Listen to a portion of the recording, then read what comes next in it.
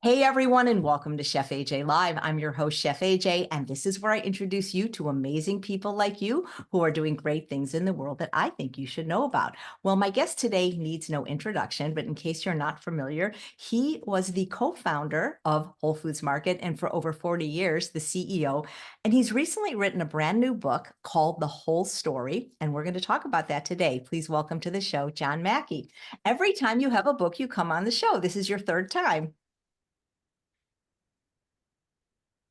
That's the way you promote books these days. Well, You don't, I was saying that like meaning the only time I can get you on is when you write a book, but you've written two wonderful books. So why did you write this book and who is it for? this is technically my fifth book. Oh, okay. Uh, why did I write the book? Yeah.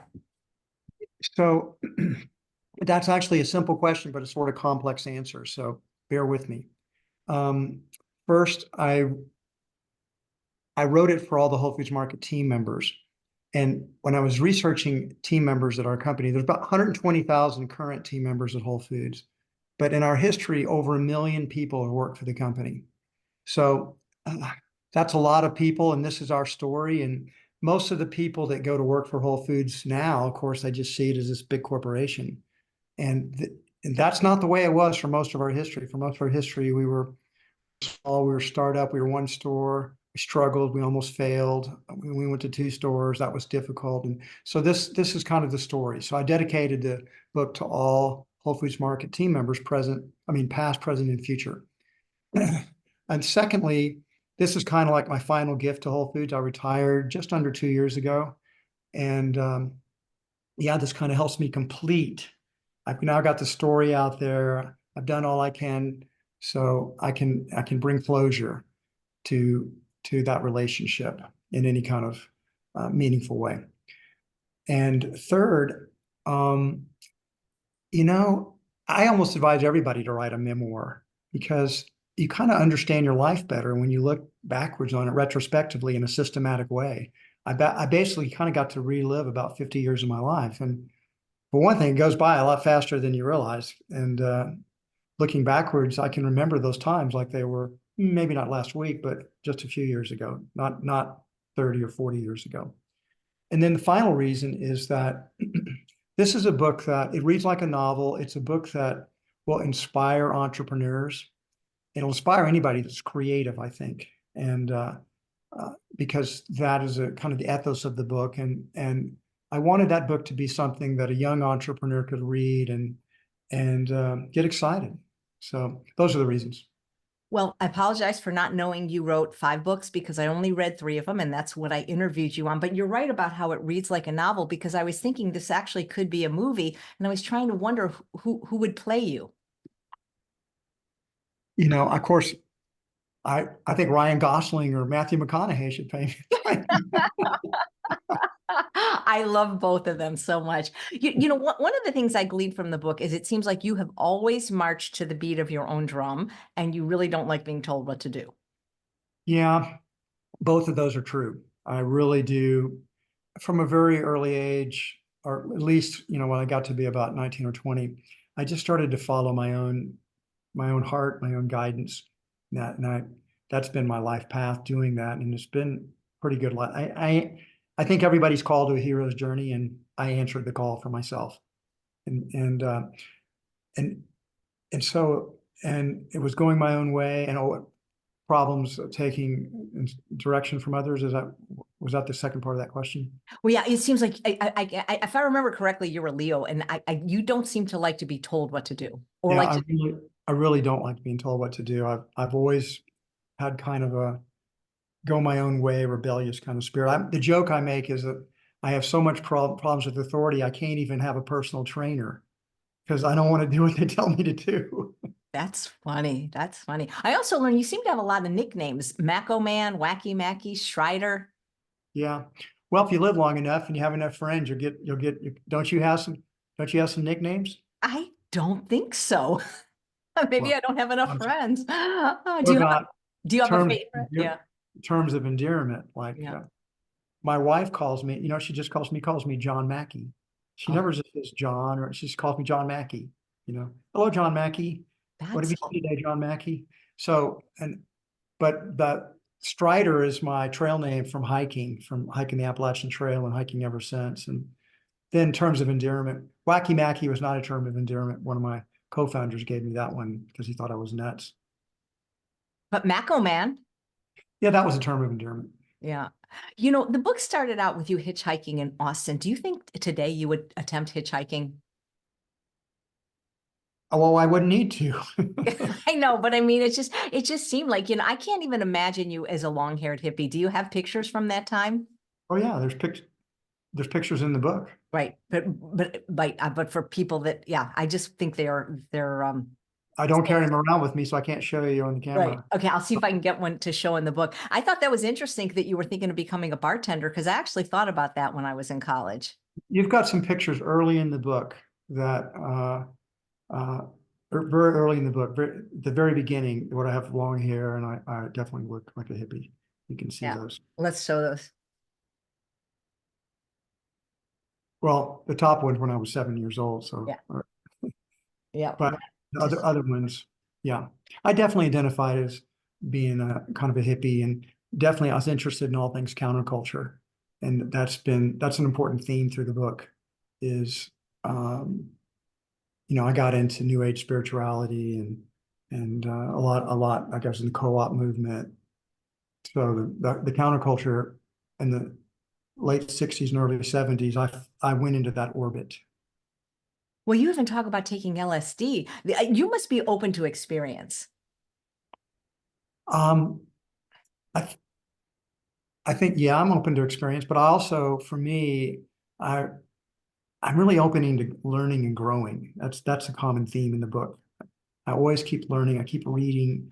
I keep trying new things. I'm always exploring, um, and trying new things, making mistakes. I like adventures. So that's why the book's subtitled Adventures in Love, Life, and Capitalism. Yeah. Um, but yes, I mean, I did LSD the first time when I was about 19 or 20, and it kind of knocked me off the path that my parents had programmed into me from a young age. They wanted me to be a professional. They wanted me to go to school and become a doctor. My mother really wanted me to be a doctor or a lawyer or a dentist or something that was respectable. And that just knocked me off the path. After that first time I did LSD, I became a seeker. I was seeking deeper meaning in life. I knew there was deeper meaning. I experienced it. The book starts out, and the prologue of the book is I'm actually took a very, I just turned 22 just a week or two before, and I took a dose that I know how big it was. It was a huge dose, biggest dose I've ever taken in my life. And that one, I experienced an ego death, where the ego death, the sense of I or separation from everything else disappeared. There was no John, there was no body, there was no separation. There was only the bliss of being in the one self, the one being. And that changed my life as well, because I let go of a lot of fear after that. I realized death was not something I needed to be afraid of, that all life was an adventure, and we could make it the way we wanted it to be. We could create our own adventure. And that led me to move into this vegetarian food co-op when I was 23. Yeah, Prana House, right? Rana House. And I was not a vegetarian when I moved in there, but I had my food awakening there because everybody else was vegetarian, and I became a vegetarian, and I became a food buyer for the co-op. I learned how to cook, and I was very into natural organic foods. I never really thought about it. Before then, I had thought of food as something that, like, well, you should just eat food that tastes good, that you like. And it's just fuel anyway. It's like a car going to a gas station. You fill up and you got to get enough gas to get you down the road. The idea that we were living beings and food was this essential element that nourished the trillions and trillions and trillions of cells that make us up. And it could either be nurturing and nourishing, or it could be poisonous and harmful. That never occurred to me until I got into that co-op. And then I went to work for a small natural food store, and I liked retailing. And then I came back to the co-op and talked to my girlfriend, Renee, and told her I wanted to start a natural food store. What did she think? Would be something we could do together? And she got excited and said, yeah, let's do it, Macro Man. And so we did. and we launched our first store called Safer Way. And it was a vegetarian store in an old Victorian house, and we had a store on the first floor. We had a vegetarian cafe on the second floor, and we had an office that also Renee and I lived on in the third floor. We moved out of the co-op and moved into the store. Did Safeway ever balk at you naming your store Safer Way? I mean, it was kind of a joke, and we kind of hoped they would. We thought that'd be great publicity, right? If they were picking on this little tiny store, telling us that we had to change our name, we thought, wow, that'll really get our name out there. But we were just such a small little gnat. Safeway, I'm sure Safeway never noticed us. You said that you had a store and a cafe, and I remember you saying in the book that it was actually harder to run the cafe than it was the store. Why was that? Still true today, I think. Well, I think running a restaurant is very difficult for a lot of reasons. It's even more difficult today because labor costs are far higher than they used to be. Places like California, you can't use tips to offset it. It's even harder in California. A lot of benefits. They've mandated more and more benefits, which really hits a restaurant business hard. And people turn over a lot. And so you have to train people, but they may not stick around that long. And it's just a labor-intensive business. And you're working with people that don't generally work for you for very long. And that makes it very difficult to do it and execute it at a high level consistently. Does Prana House still exist, and are there any places like that today? Prana House did exist for maybe 10 years after Renee and I moved down, and then they caught a fire in the kitchen and they couldn't get it to put out in time, and it burned down. So then that land was more valuable. They didn't build back a house back there. It became like it was near the university sector of University of Texas. So it became a multi-level housing unit for students. Was it hard initially to change to a vegetarian diet? You know, and until that time, the answer was, it wasn't, I thought it might be, but it didn't prove to be difficult at all. I was a very picky eater when I was younger. I didn't really eat any fruits. I didn't eat vegetables at all. And I only ate, some fruits. I had a very narrow, Palate. picky diet. And so Prana House was really good for me because I began to try all these new foods. There were all these interesting people there, and I wanted to hang with them. So I wanted to eat the same foods they were eating. So my palate decided these foods tasted really good. So now I like every kind of plant-based food. If it's a healthy, whole plant-based food, I like it. But so Prana House helped me overcome my narrow eating philosophy when I grew up with. I know you eventually became a vegan, and you've been one for a long time, and really for ethical reasons, which I truly appreciate. Was making the switch to veganism any harder? I think that was easier because I had been a vegetarian for a long time, and all it meant was getting rid of dairy and eggs, right? And well, I've been a vegan now for 21 years, and back when I made that transition, I mean, there really wasn't. There was a little bit aseptic soy milk was coming on the market, but there were no cheeses, there were no alternative butters at that time. So that was a little bit difficult, but today it's so much easier because you have delicious plant-based cheeses, you have all kinds of different alternative milks, and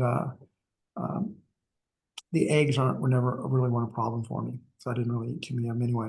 So that wasn't too difficult. You mentioned in the book a pediatrician named Don Schaefer who did stand-up. I don't know if you know this. I perform stand-up, and it's one of my first loves. Really? You Yeah, still do it?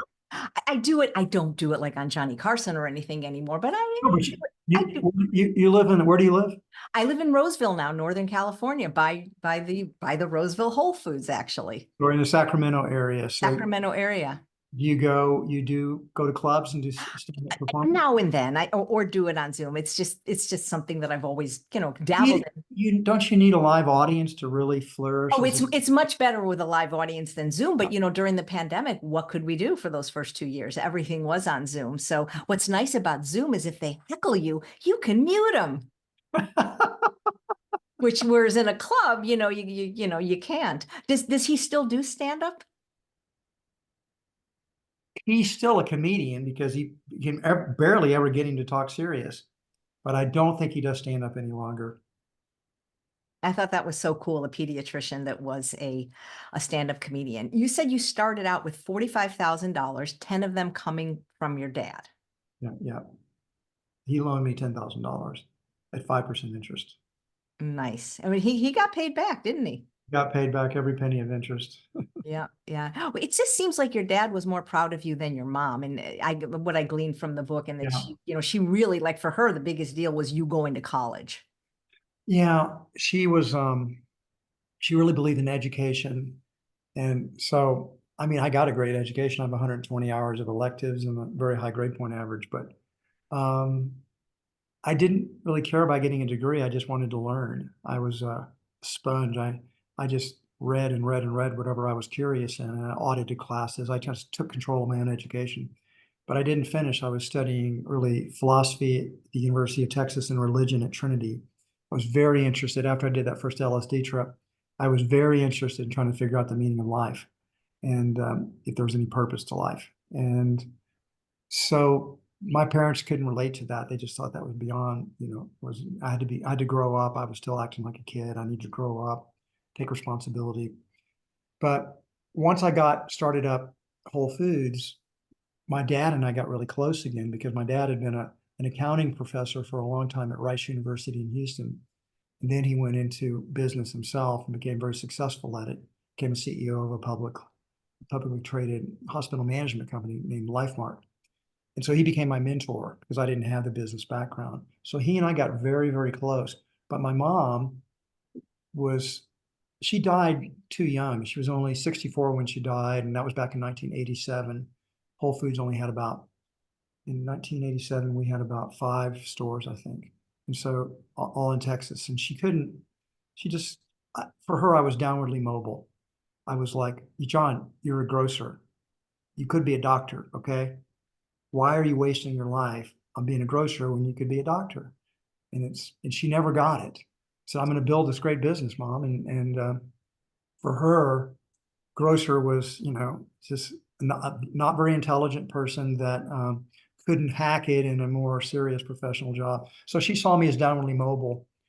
And of course, my dad, he actually fed my entrepreneurial dreams and nurtured them. So I was much closer to my father, really throughout my life. And my mother really not, she died too young to see Whole Foods really finally, hit the big time, so to speak. Yeah, I don't think of you as a grocer. I mean, you maybe are, but I think of you more as like a serial entrepreneur. Well, but I was a grocer for years. I Yeah. mean, I worked in the stores and had my apron on and checked people out at the cash registers and cut cheeses and did everything that was necessary for us to do. And that was probably true for about the first, you know, 5, 7, 8 years for sure. Well, it's interesting because when people see somebody successful like you, they just assume that they've always had money and is always successful. But what I read in the book is at one point you took a salary of only $200 a month. And then when it was increased to 800, you were like ecstatic. Yeah. Well, Renee and I were living in the store, and so we didn't own a car. We got little mopeds, and we were young. We didn't have any insurance, and our expenses were low. So we didn't need very much money I guess at the start, when that store got open, I had just turned 25, Renee was 21. So we didn't need very much. And we were living at the co-op communally when we first started out, and we moved into the store. We didn't pay rent at the store. So we didn't, but when I got 800, wow, I bought a car after I got $800 a month. I was riding high. That's incredible. How did you decide on the name Whole Foods? It was safer way. And then when we decided to relocate it and expand it to a much bigger location, and making that decision, we also decided we weren't going to be a vegetarian store. Safer way was just barely profitable when we decided to relocate it. So we kind of needed to meet the market where we found it. And we also merged with a smaller natural food store called Clarksville. And we came up with the name Whole Foods because we didn't want to be named Clarksville and they didn't want to be named Saferway. So we had to find a neutral name that spoke for both stores. And we started out with backwards. We first got the word market. I thought, man, a market is such a cool word. And we're what kind of market are we? Well, we're a health food market. That seems kind of generic. We're a organic market, but everything we sell is non-organic. And we're a natural food market, but that's all these stores are natural food markets. And so a magazine was sitting there that had just been published called the Whole Foods Magazine. It was a trade magazine. And Renee, I think, picked it up and said, why don't we just be Whole Foods Market? And so we had our name. Well, it's a great name. And one of the things I learned from your book, and I remember after I read that part, I actually called a friend and mentor of mine, Dr. Alan Goldhammer, because it made me realize what so many people that are vegan abolitionists are doing wrong. You had said that you would never be a viable business if you refused to sell animal products, and that Mrs. Gooch's, which is a store I used to live like right across the street from Mrs. Gooch's at Coldwater and Riverside. It was, and then I saw it become Whole Foods. And you said the reason to include meat, and this made so much sense, is it so that everyone can do their shopping in one place, because a lot of people are not, of all family members are not all vegan. And so if the mother has to buy meat, then she has to go somewhere else. Because you said my high ideals inevitably restricted our market. And I think that's a mistake that a lot of people make. People that are not business people don't understand this because they've got their worldview, they have their ethics, and they're transferring those ethics to the rest of the world. I mean, here's some, unfortunately, these are the facts, and I don't say these facts with great joy, but only 2% of the American population is vegetarian. Only half of 1% is vegan. And that's just a very, very, very narrow market. Vegan restaurants are failing all around the United States because more and more restaurants, when you have the discussion, where do you want to go eat? It has to be someplace, ideally, where a vegan can get some vegan plant-based food. I always go to vegan restaurants whenever I can, but sometimes if I'm going out with friends, they don't want to go to a vegan restaurant. And so we have to compromise, and that'll compromise in a place that has both, right? So that's the ultimate challenge that a business faces if you are strictly trying to cater to vegans only. It's a very, very, very narrow niche. And that's one reason vegan restaurants are struggling really all across America. I think my friend Steve Bellamy in LA told me they've been like 30 or 40 vegan restaurants that have closed in LA in the last year. So it's a very sad tale to me. Anyway, yeah, you have to kind of meet the market where you find it. And a business person realizes this because you have customers you have to please. And if they're telling you, well, I'd come to your store, but you don't have the foods that I want to eat, so I'm going to go someplace else. If enough people say that, then you fail, you go bankrupt. Well, when you think about it, there are regular restaurants that do include vegan options, which people that are vegan appreciate, but it doesn't go the other way. Vegan restaurants don't include non-vegan options. And I think one restaurant There wouldn't be vegan restaurants if they did, right? Right. Well, exactly. But I think one traditionally vegan restaurant started to do that. I'm going to see if I can figure out what the name was. I forgot. But then the vegan audience was really upset and boycotting them. They were doing it to stay in business. And so the vegan audience was like, okay, then we're not going to support you at all, Yeah. Was that Sage?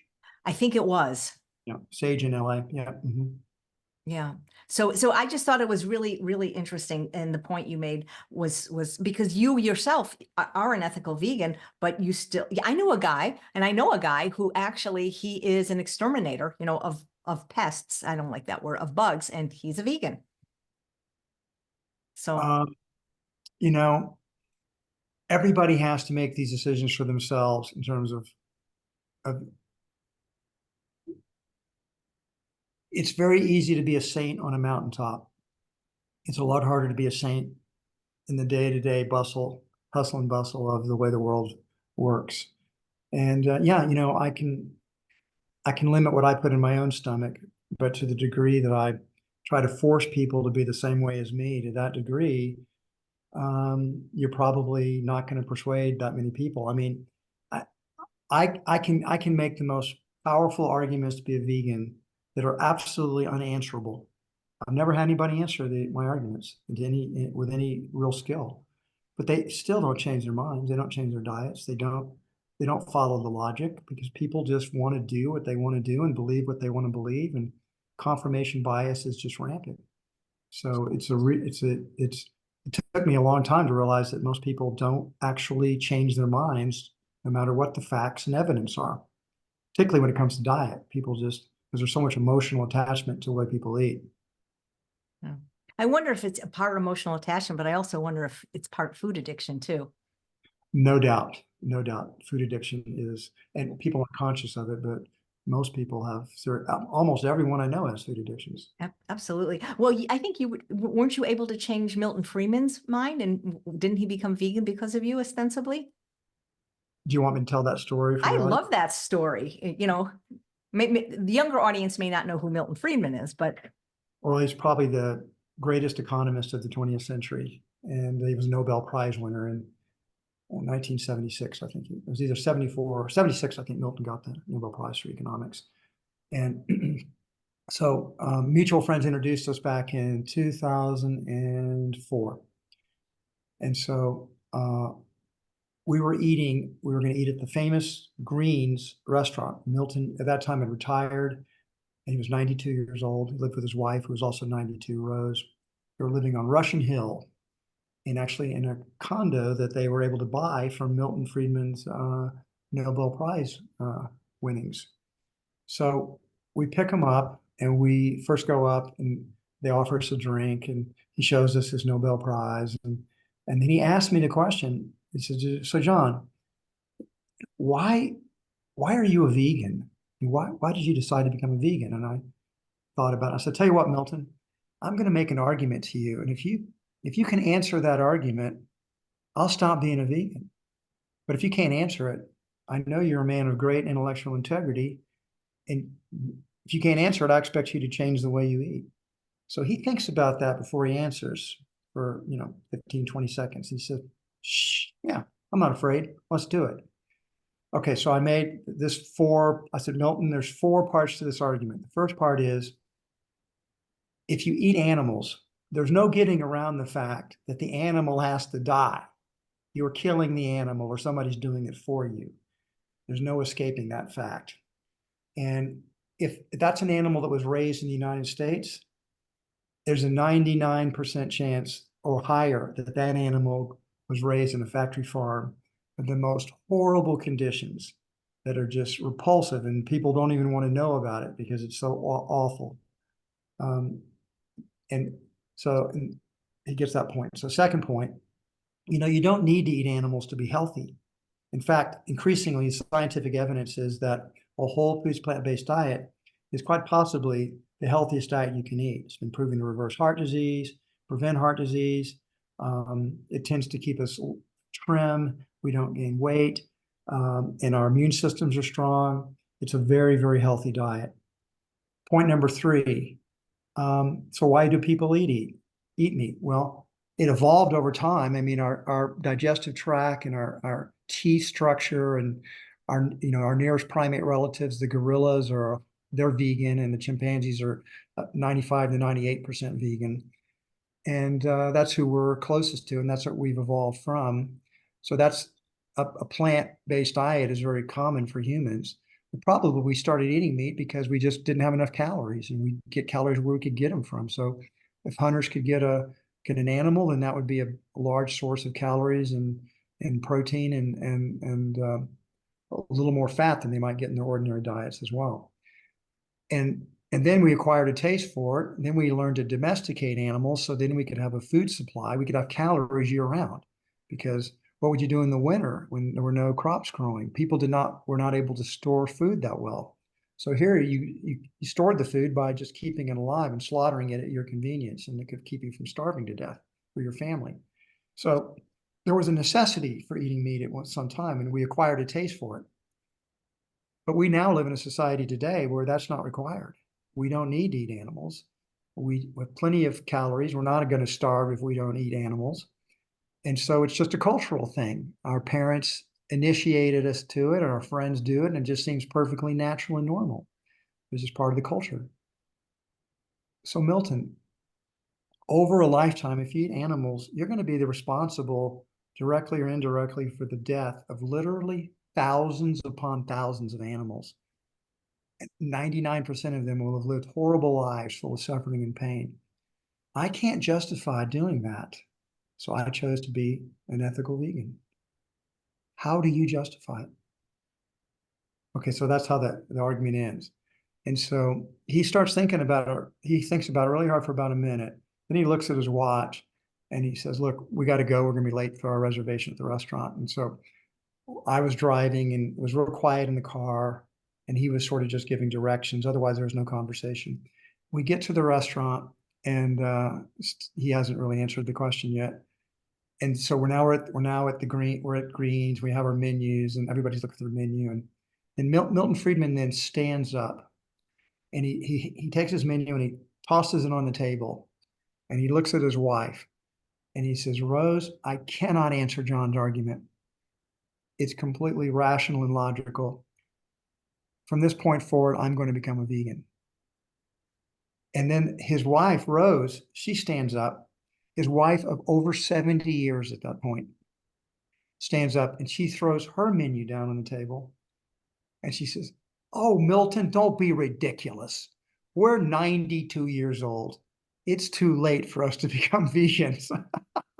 So I don't know whether his intellectual integrity won out over his wife of 70 years, because I don't know. I didn't see him again. He died just a couple of years later from a fall in a bathtub.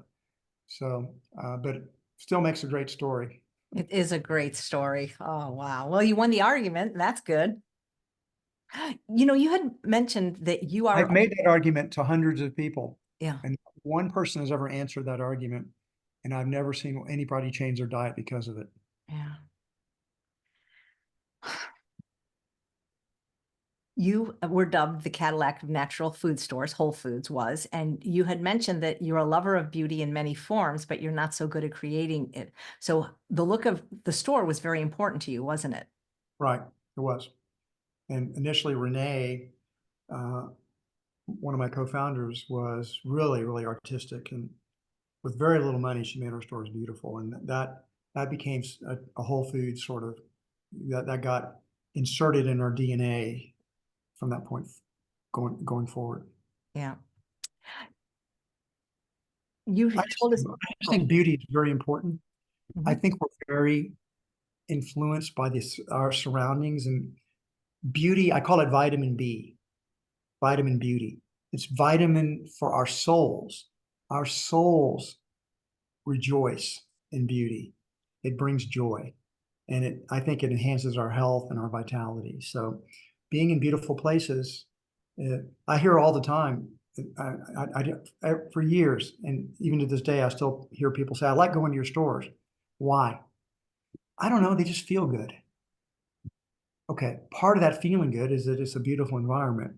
And the second thing is we have a lot of caring team members, and they create sort of a collective field, you might say, that feels good. And people like being in our stores. There's not a lot of anger and jangledness. No, I agree. And that's one thing that I love about Whole Foods is like, if you can't find something, it's not only easy to find somebody to answer, but they actually walk you to the item. Yeah. Which I appreciate. And you're right. I mean, I still shop at like, for instance, I don't buy birdseed at Whole Foods. I buy that. You don't need to confess your shopping sins. No, it's not a sin. It's just that I'm saying how beautiful Whole Foods is, because I go to Winco for birdseed, because I don't even know if Whole Foods sells birdseed, and it's just a different feel. The environment feels different. It looks different than Whole Foods. It's like going into a warehouse versus. Oh, I misunderstood. I jumped to a conclusion. Oh yeah. Many times people tell me, well, I like shopping in Whole Foods, but I also go to Trader Joe's. Oh, I still go to Trader Joe's too, because you don't sell cruciferous crunch. So yeah, but it is always a beautiful store, and you can always get help there. You told about an actress who ate trail mix from a bulk bin. Are you allowed to say who that is? Dean Cannon. Nice. That's something. Well, you got a lot of celebrities at your store, or even your earlier store. You talked about Ram Dass, Allen Ginsberg, who was smoking in your store. Oprah Winfrey shopped at your Chicago stores. Oh yeah, of course, Whole Foods became, particularly when we were on our ascent, we had lots of celebrities that like to be photographed at Whole Foods. Yeah. You talked about the 100-year flood that happened in your first year. How did you ever bounce back for that? And did you have flood insurance? Yeah, the funny thing was that first Whole Foods market, we opened it, when we built it, we knew it was actually in a 100-year flood zone. And I remember talking to the owner of the building, and he said, John, this isn't the 100-year flood zone. And I said, well, what does that mean exactly? He says, well, it means about once every 100 years, you're probably going to have 8 feet of water in your store. And he said, but the last time it happened was about 70 years ago, before I was born. So I thought, you're saying only about once every 100 years we'll have a flood. I guess I'll take that risk. And he said, yeah, I thought you would, but just to be on the safe side, I'm going to put down a 2-foot slab. We're going to build this a little bit higher, so if the waters come over the banks of Shoal Creek, that they'll have to go really high before they get into the store. So we did build the store up on a platform, so to speak. But that happened in the first year we were open. 9 months after we'd opened, Austin had a 100-year flood, and then the worst flood they'd ever had in their recorded history. And we had 8 feet of water in the store, and that happened to be, Renee was actually closing the store down. That was on a Sunday, the day before Memorial Day flood, and she ended up swimming out of the store, and we were wrecked, we were ruined, we were bankrupt, and I didn't have the word for it back then, but the stakeholders saved us, and by stakeholders I mean our customers and our employees and our suppliers and our investors, and even the bank and the whole community rallied to save us. The neighbors and customers came and helped us clean up the store. And there was a benefit a band did for us, and the community came out and donated through that to help us as well.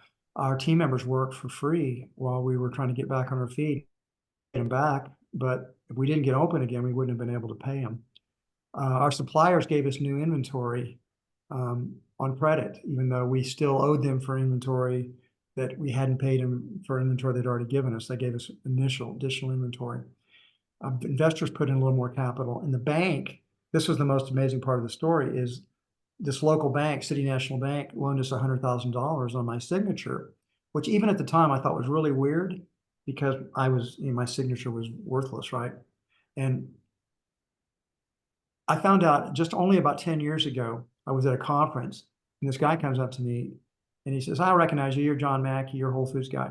And I said, yeah. And he says, well, you don't remember me, but remember back City National Bank? I used to work for that bank back in the day. That was a terrible thing, that flood happened, wasn't it? And I said, yeah, but bam, your bank really came through. They loaned us $100,000. And I said, I never really understood why they did that, because I was taking a big risk on just my signature. And he starts laughing. He says, oh, you don't know what happened. And I said, no, what happened? He said, John, the bank turned that loan down. I said, no, they didn't. We got the loan. And he said, the bank turned the loan down. Mark Monroe, our loan officer, personally guaranteed the loan. And I said, well, why the hell would he do that? That's nuts. And he said, he just said he really believed in Whole Foods, and he really believed in you. And he knew we'd pay him back, no matter how long it took. And so he did it. I said, do you know his contact information? I want to thank him. I just didn't ever know that. And he said, you're too late. He died about 5 years ago. Mm-hmm. So the stakeholders saved Whole Foods Market. I've kind of been feeling like I've been paying them back ever since.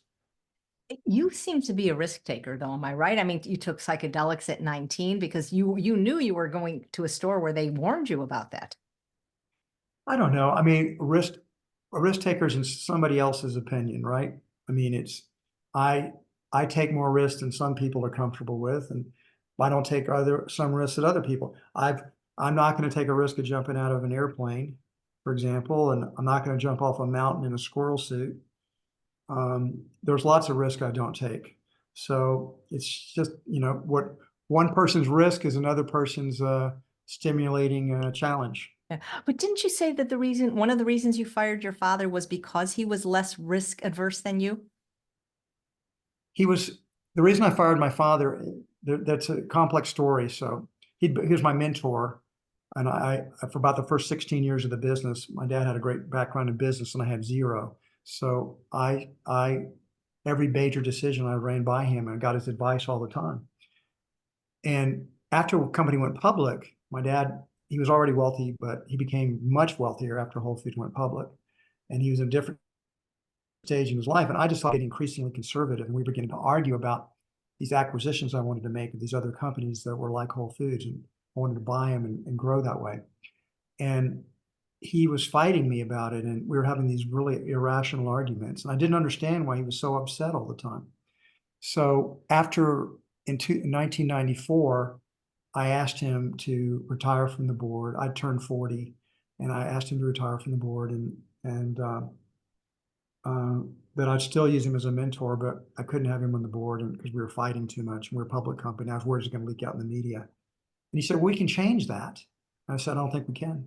You and I argue. We've grown up debating each other, and we both want to win. And you're getting increasingly conservative, and I just think it's better if you leave, or you're going to or it's going to ruin our friendship. So my dad did leave, but a year later he was diagnosed with Alzheimer's.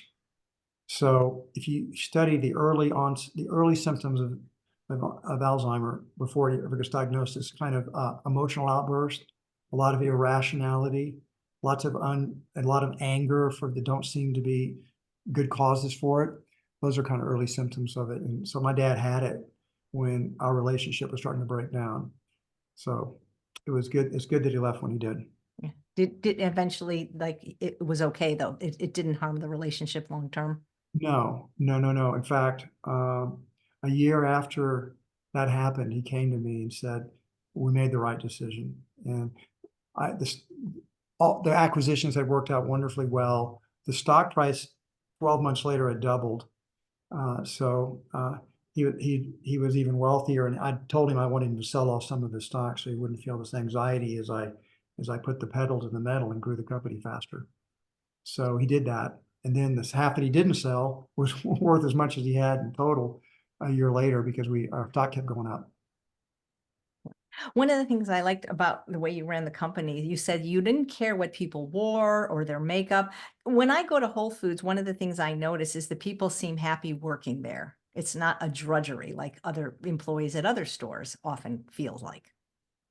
One of the things that people ask me sometimes what I'm most proud of, and I'm proud of a lot of things at Whole Foods, but one thing I'm particularly proud of is we were named by Fortune magazine as one of the 100 best companies to work for in America for 20 consecutive years. From the very beginning, when they started rating companies, to the very end when we sold to Amazon. After we sold to Amazon, we weren't really eligible. We weren't independent any longer. So I was really proud of that. And I'm really proud. We developed a culture that cares about team members and Whole Foods was not perfect. Everybody wasn't always happy, but it really was something we tried to do. Is team member happiness was a core value of the company.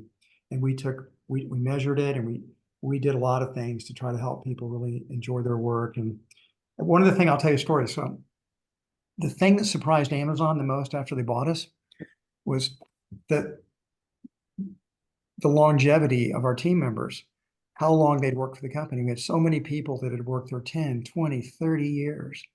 And almost no one at Amazon worked there that long. They were professional people that would work for Amazon, and then they had that on their resume, and then they moved to the next opportunity.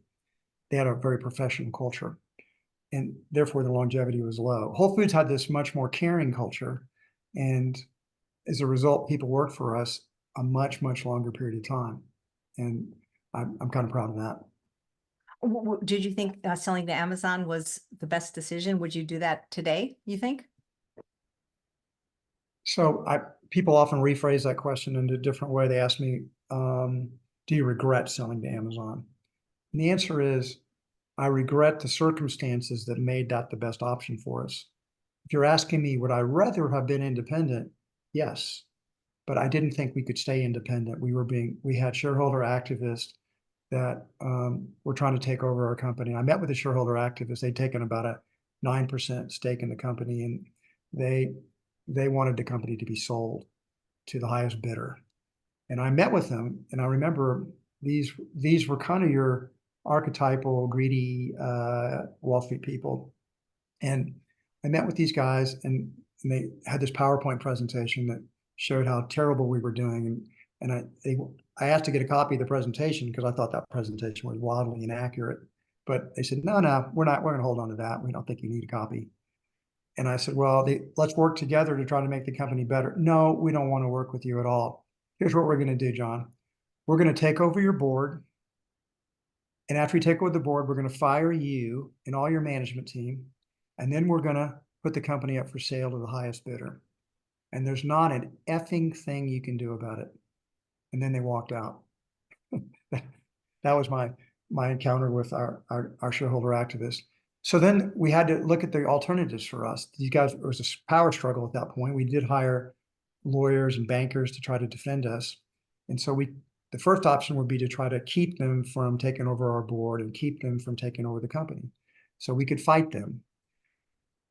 That was the first option. Second option, we could find a friendly buyer that would keep us intact. Somebody like Warren Buffett would be a great buyer because he buys companies and holds them long term. And we approached him, and he laughed about it, made a joke. He just said, I own Dairy Queen,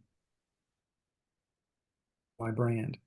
That Warren is notorious for his sort of unhealthy eating habits. So that didn't work. And then we could go private, take it private, we'd buy it out ourselves and take it private. But to do that, you end up working with private equity firms, and you take on a massive amount of debt on your own balance sheet. So we'd had to take $12 or $13 billion of debt on our balance sheet. And that meant we'd have to service the interest on that, not only pay that back, but service the interest on it. And if there was an economic downturn like there was in 2008 or 2007, 2008, like there was, we'd go bankrupt. I just thought that was too big a risk to take. So I kept asking this question: what's the win-win-win solution for all of our stakeholders? What's the best thing for our customers? What's the best thing for our team members? What's the best thing for our suppliers? What's the best thing for our investors? And what's the best thing for our community? And I woke up one morning and I had the answer. It was, what about Amazon? And I had met Jeff Bezos a year before. I really liked him. We got along well. I'd always admired Amazon as a very entrepreneurial company that was changing the world in a lot of positive ways. And yeah, it's a longer story, but my book tells the story in detail. We made a connection with them. We met with them. We liked each other. It was kind of a love at first sight kind of thing. And 6 weeks after that first meeting, we had signed a merger agreement. But it was the best solution at that time. And if I had to go back and the circumstances were the same, I'd make the same decision again. And it was good for all of our stakeholders. People don't know the good things Amazon did for Whole Foods. Let me just name some of them.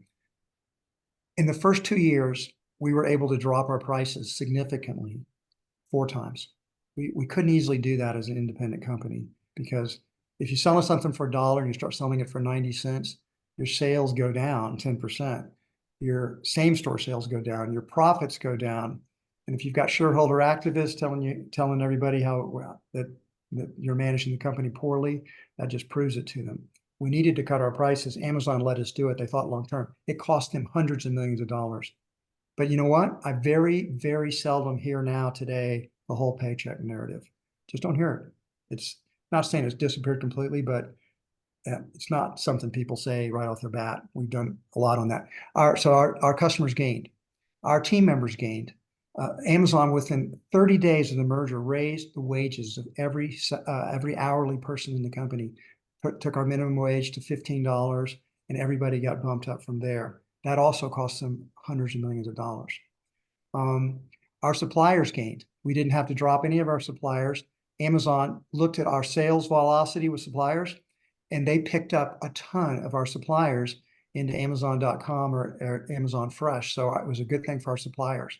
Good thing for our investors. They got 30% profit gain on that transaction. And it was good for the government. They got lots more taxes.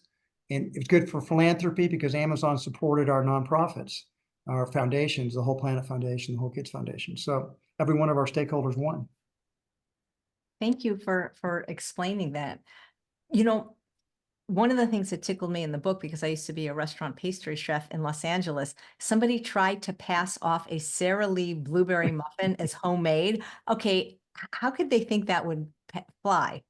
This was like in like 1981 or 1982, and our first store didn't have a bakery, and so we were buying local bakery products. You got to see what the bakery world was like back in 1981. There's not, now we have all these artisan bakeries. But if you go back to 1981, there were zero artisan bakeries in Austin, Texas. There were just the ones that, baked Wonder Bread and, the white bread that you can roll up into a little ball that's about a quarter-inch thick.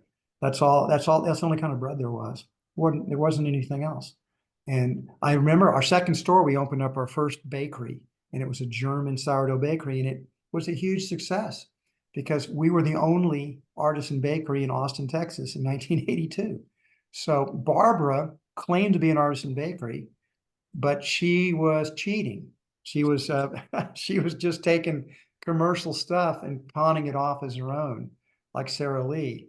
And so we have the good story in there. And that also illustrates the fact that in the early days of the natural foods industry, having really authentic supply was a really questionable thing. Was it really organic produce? They said it was. Was it certified? No, because there were no certifying agencies. So was it natural meat? They said it was, but how did we know? It was very difficult to authenticate things in the early days. That is a funny story. You said, I never dreamed about getting rich, but the feeling of financial success was intoxicating. Do you still feel that way? I mean, not exactly, because I've been wealthy for a long time, so I'm used to it. But I mean, remember Renee and I were working for $200, and I remember when we got a pay increase to $800 after the merger happened. It was like, wow. I mean, I bought a used car, but I bought my first car, and I could buy anything. I could buy records. I could buy whatever I wanted. It was fantastic, and I'd been so poor up until that point. And so money's a relative thing. We get used to a lifestyle at a certain level of pay. And then what most people do, as soon as their pay goes up, they ratchet up their lifestyle accordingly. So it's kind of this rat race where you're constantly wanting your pay to go up so that you can increase your lifestyle. And I think it's a virtue. There's a great story I like to tell, and I'll tell this story here because it's such a great story because the two people in the story are famous. So you've got Kurt Vonnegut and you got Joseph Heller. Joseph Heller wrote Catch-22, and he and Vonnegut were close friends.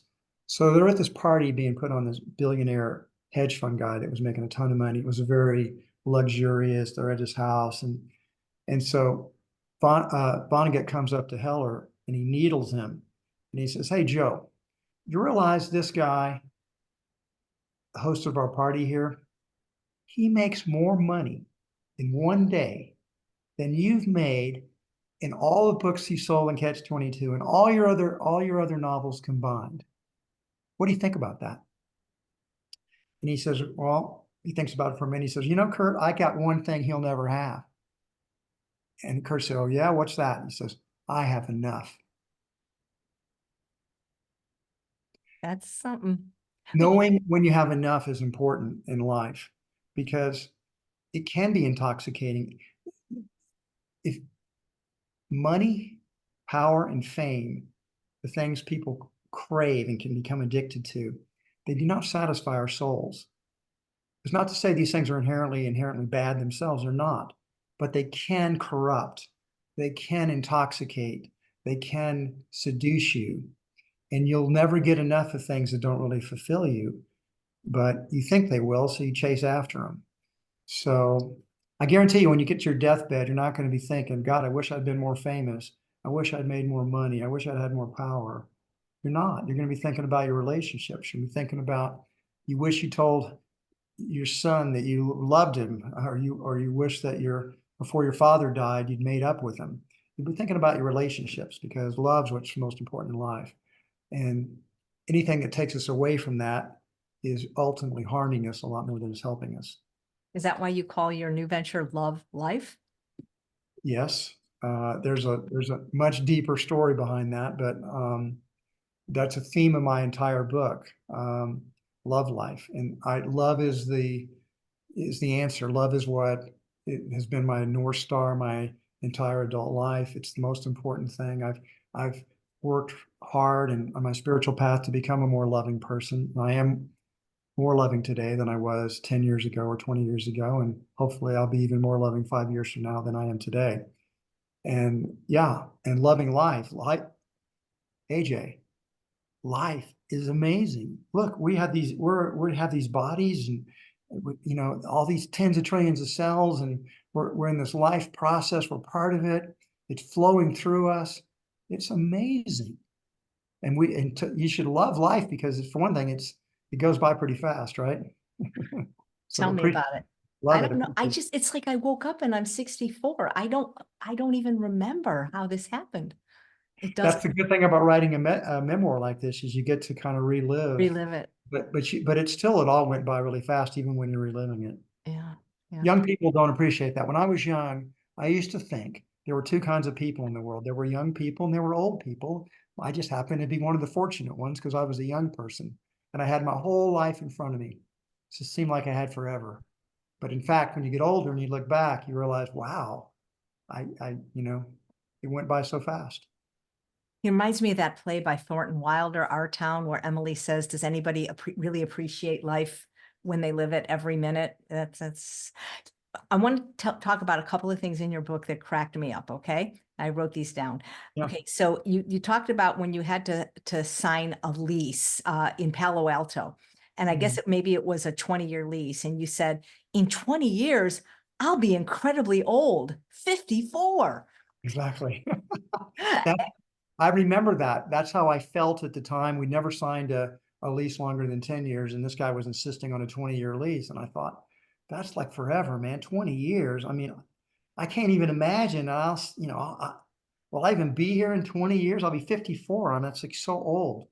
And it's weird though, right? Because I'm 70 now, about to be 71. So yeah, that 20-year lease expired.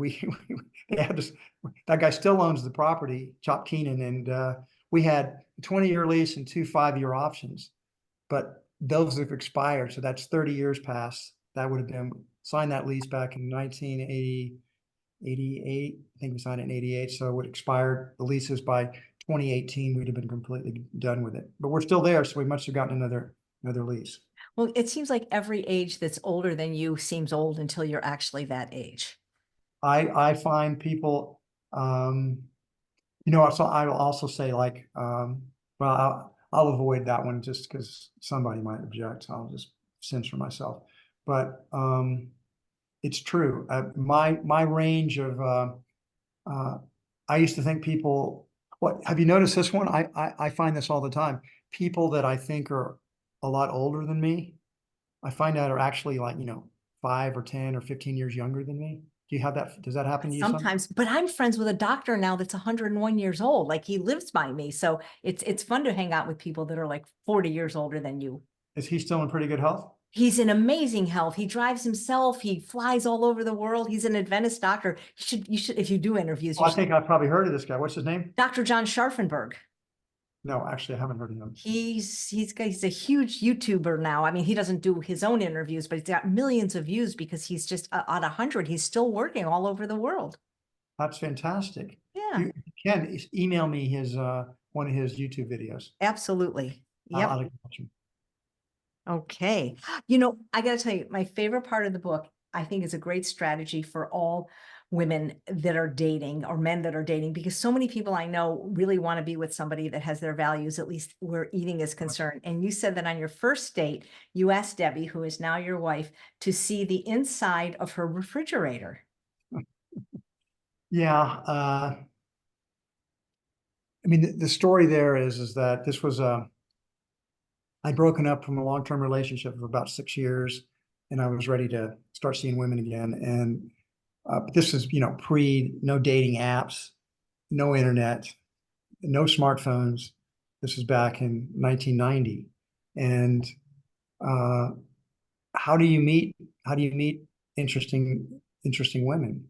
And I didn't want to go to bars, so it's like, how do I meet them? So I hit upon a strategy. I asked my married friends, were there any women they'd be interested in going out with if they were single? Because I couldn't ask I couldn't ask other women because they would put me in touch with somebody that needs, that they thought would be really nice, but I may not be attracted to them. And if I ask my single friends, they're not going to give me any really good tips, right? Because but your married friends, they'll. So one of my friends, Tom Robinson, told me about this woman that he thought was perfect. She had also just split up with a long-term relationship a few months before, and she was starting to see other people again.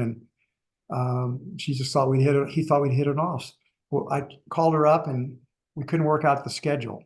So she was not, I couldn't see her for she was a software consultant and she traveled all around the world and on projects. And I was building Whole Foods and we were just really busy people. But I said, listen, I'm going to go to this wedding on Saturday night. I know it sounds kind of weird, but if you want to go with me, we could still talk at the wedding and maybe afterwards and stuff. So she said, yeah. But it was a blind date. I never seen any pictures of her. I didn't have any idea who she was or what she looked like. So she meets me at the door, and I mean, she was the most beautiful woman I'd ever seen in my entire life. She was just unbelievably beautiful. And I sort of I just sort of was stunned. And, I'm that age, I'm also socially awkward, kind of, maybe endearing to some people, but definitely I can be, I can do and say things that I, would like to take back. So I'm trying to recover myself. And then I'm trying to think of something to say. And then I just kind of blurted out, hey, would you mind if I looked inside your refrigerator? That's classic. That's a great idea. Well, I mean, and she said, I think that's pretty weird, but sure, go ahead. And, she passed the refrigerator test. Deborah was vegan at that time. And everything in her refrigerator was really a lot of it from Whole Foods. I could tell, and it was healthy stuff. So then I looked at her books after that, and it's like, wow, she's got some interest, a lot of spiritual books. So and philosophy books. So I really liked her. And you have to find out what happens in the rest of the date. You have to buy the book. Well, so I shouldn't talk about your unconventional proposal, how that happened. That was pretty funny. Yeah, I'm still socially awkward. I mean, this is about, when did I propose? About, I don't know, year or so after we'd been together, started dating yeah, I was recovering from the flu, and I haven't had the flu since, but I was recovering from the flu, and I was watching the movie Always with Richard Dreyfuss, which was a romantic movie, a kind of a tearjerker. And I was watching it. I'm a very sentimental guy, and I was watching it. I was crying, and I just felt such overwhelming love for Deborah that I called her up and proposed to her over the phone. And she said yes, right? She started laughing when I did that, and she said, "Well, that's an unusual proposal. However, of course we're getting married. Oh. There's never any doubt." Deborah says she knew on the third date, after the third date, we were getting married. So we said yes, and now of course I wish I'd gotten on one knee and had an engagement ring and did the whole thing. But yeah, it's just who I was, and socially awkward, you might say, and prone to blurt out things that those both times that worked out for me, but other times I've done these things and it didn't work out so well for me. Well, you can always propose now. You can get a do-over. But then the Catholic marriage counseling, when you're not even Catholic, that sounded pretty intense. It was funny. We had some fun doing it, the so-called engaged encounter, where you have to go through this process, a couple of weekends of being with Catholic elders, and they were telling us basically two messages were conveyed to us. One was all marriages go through hard times, but God's joined you together, stay together, work them out, don't divorce. And the second one was the rhythm method, although they kept saying this is not the rhythm method, but it was a rhythm method because there was no contraceptives other than, not doing it when you were ovulating. So, But so when we got through that, we went through that to get to the wedding. But you had to sign something that said you would raise all the kids Catholic, and you didn't like that because one, you don't like when people just spring things on you in the last minute as a business person. Well, that happened at the wedding ceremony, and there were about 500 people. Deborah was a big Catholic family. I had about 100 people on the aisle on my side, and she had about 400 on her side. And so all these people are out there, and they were just about to perform the ceremony. The priest comes to me and he says, "John, can I talk to you in private for just a second?" And he pulls out this document that's a couple of pages long, and he says, "I need you to sign this document before I'll perform the ceremony." And I read the document, and it says, "This is an agreement between John Mackey and the Catholic Church that you agree that you will, all your children will be raised Catholic." And it's like, "Are you kidding me? Why didn't you show this to me before?" And he said, "Oh, I'm sorry, I just forgot about it, but still got to do it." And I said, "So you're telling me if I don't sign this document, you're not going to perform this ceremony, even though there's like 500 people out here?" And he looked at me and he says, "That's right." So I did sign the document, but I considered it coercive and non-enforceable. Yeah, I mean, how can they enforce something like that? They can't. I Yeah. mean, he basically they come back and say, "Hey, you made a promise to God. Are you going to break it?" That's what they would argue. Well, I think you got out of it by not having kids. we showed him, didn't we? Yep, exactly. How was Whole Foods a value-driven company? What does that, you mean the values being the higher values, Yeah, I mean, it seemed higher purpose? like that like you had higher values than just your local Piggly Wiggly, for example. Well, I think we're a value company because we had a higher purpose. We wanted to nourish people on the planet. That's our articulated higher purpose. We had core values: sell the highest quality natural and organic foods, satisfy and delight our customers, team member happiness and growth. Um, our suppliers are our partners, and we want to increase prosperity through profits for our investors. And so we had these core values, we had these purpose that we're trying to realize in the world, and we built our business around that higher purpose and our values, and we lived it, and we walked our talk. And that I'll tell you a story from today. I'm in Boulder, Colorado right now because we have a home in Boulder. I'm at a local Whole Foods market store. I'm checking out. The cashier recognizes me. He says, "You're John Mackey. This is wonderful. I'm so glad to meet you." And I'm Emmy. I'm Emmy, and we shook hands. And she said, "I'm now an advanced cultural champion of Whole Foods Market." And this was something I started up just before I left the company last year or so. I left. It was with Amazon's culture being so powerful. I call it, they're like the sun, and we're like a planet orbiting the sun. And Amazon didn't try to change our culture, but their culture is just so powerful that it has this gravitational pull. So I championed or started really a few years before I left, now that I think about it, a new program we call Cultural Champions. And that would be taking our team members that wanted to, it was voluntary, to go through a program where we basically educate them into the deepest element of the culture, our purpose, our values, our leadership principles. They'd have to study it, they'd have to take a test, and then they'd be certified as a culture champion. They get a certificate, and they would then be with the group of cultural champions, and they would periodically meet together and talk about ways to make Whole Foods culture better.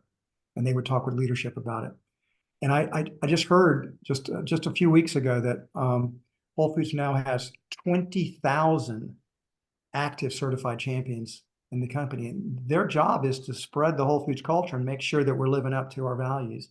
And she told me they now have a new program that didn't exist while I was there. They put it in since I retired, which is an advanced cultural champion.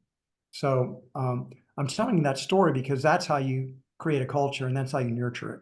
And so the culture is alive and well at Whole Foods as people like, and team members like Emmy are making it better every day.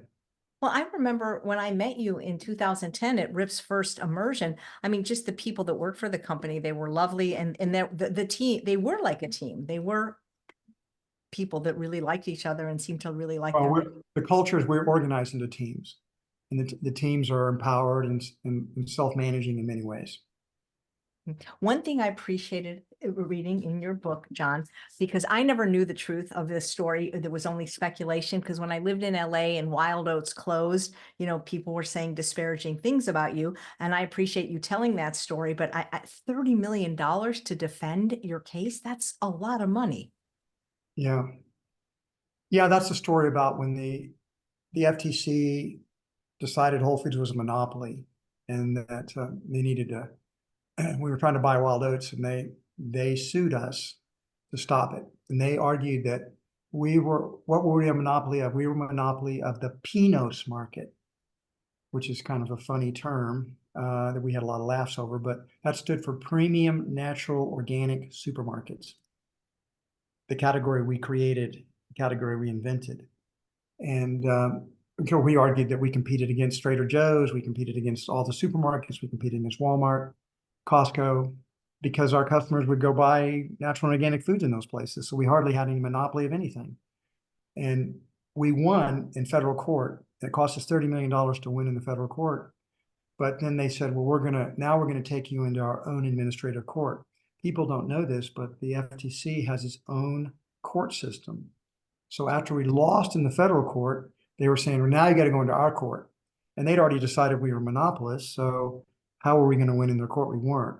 But our lawyers told us that would take another year or so of our time and another $30 million. If we won there, then we'd appeal it back to the federal court, or they could appeal it back. Then we'd have to fight them again there. And that'd be another $30 million. If we won there, either they or us could appeal to the Supreme Court.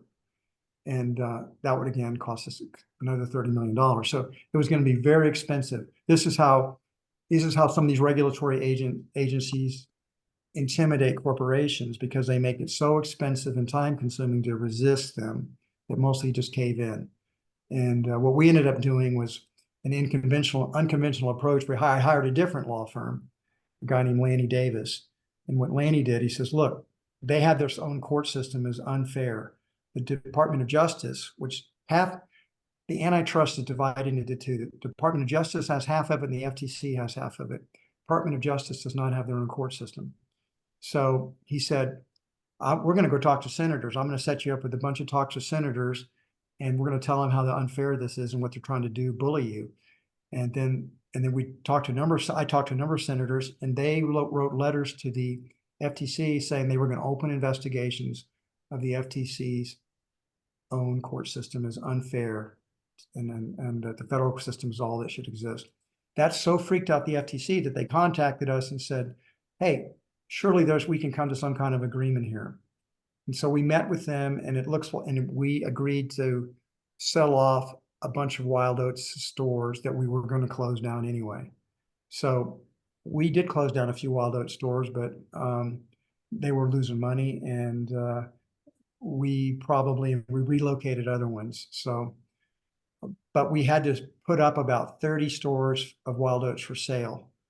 And that was space saving for the FTC. The only one we lost that we wanted to keep was one of the ones in Boulder, that old alfalfa site. We were forced to sell that one off. Yeah, because when we were living in LA, we didn't really know we just, heard about that. So thanks for explaining that.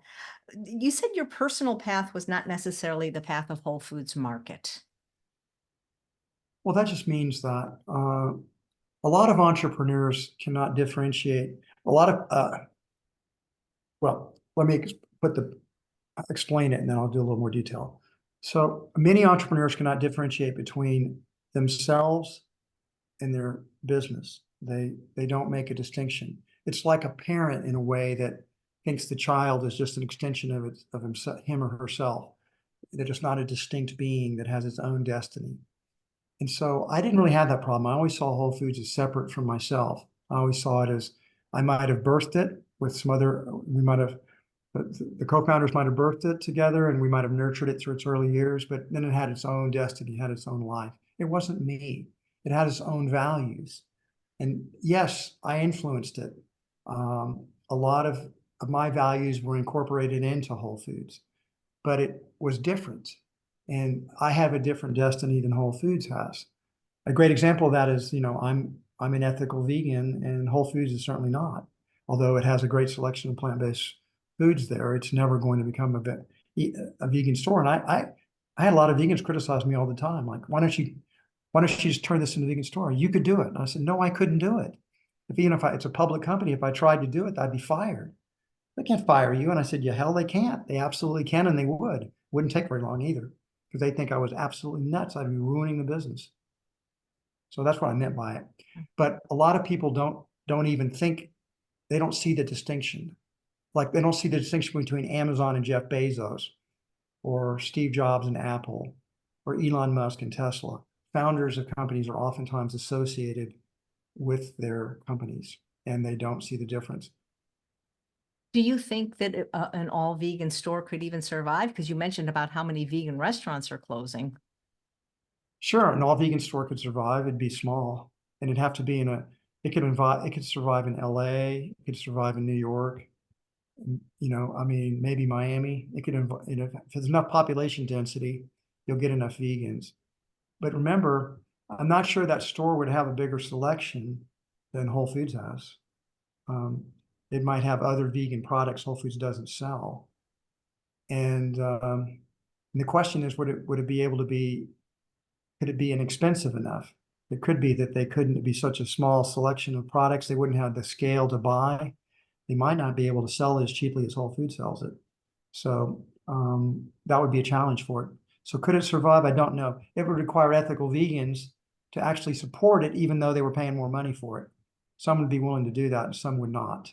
Yeah, well, one of the things I heard you say, and I completely agree with this, in 3 months, I'll be vegan 47 years. You said people who aren't ethical vegans probably won't stay vegan. Right. They drift away. The temptations are too great. It's like, I try to be vegan, but if I go over to somebody's house, I don't want to make them uncomfortable, and so I have something. And then once you do that a few times, it gets easier and easier to do it. And a lot of my friends that became vegan for 6 months, a year and a half, or whatever, they're not only not vegan anymore, they're not even close. It's kind of like they slide all the way back down the mountain. Yeah. One of the parts of the book that, like, because I really do feel like it reads more like a novel, and it could be a movie. When you told Renee that we should start seeing other people, I could just like feel that, like I could feel what she felt, I swear. Well, it turned out to be not a good decision on my part, but because she almost immediately got involved with another guy, and she fell in love with another guy, and next thing I know, she's left Whole Foods and living in Belize. So you talk about Renee and Mark and Craig and other people in the book. Are you in touch with any of them, and how are they all doing these days? Have they read the book? Mark, I haven't been in touch with Mark for a long, long time, and I wanted to.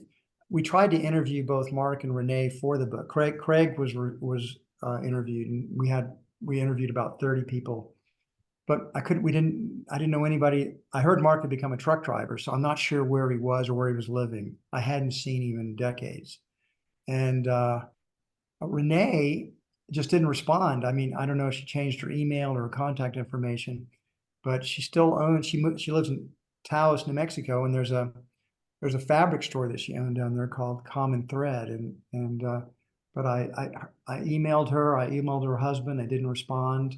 I don't know whether I got ghosted or whether I just didn't have relevant information, but I didn't. Everybody I knew that I thought might know how to get in touch with her, none of them knew how to get in touch with her. So I don't know. Yeah. And Craig was interviewed. How do you think that the fact that places like Costco, Walmart, and even some 99-cent stores sell organics, did that hurt Whole Foods, or did it help? Make no difference? Depends on how you think about it. It fulfilled our higher purpose for why we existed, to help nourish people on the planet, and the fact that organic and natural foods became more widely available. See, I had no idea, honestly, that the thing that surprised me. You have to remember, we started out in this really tiny little niche that, just a bunch of counterculture hippies selling food to other hippies.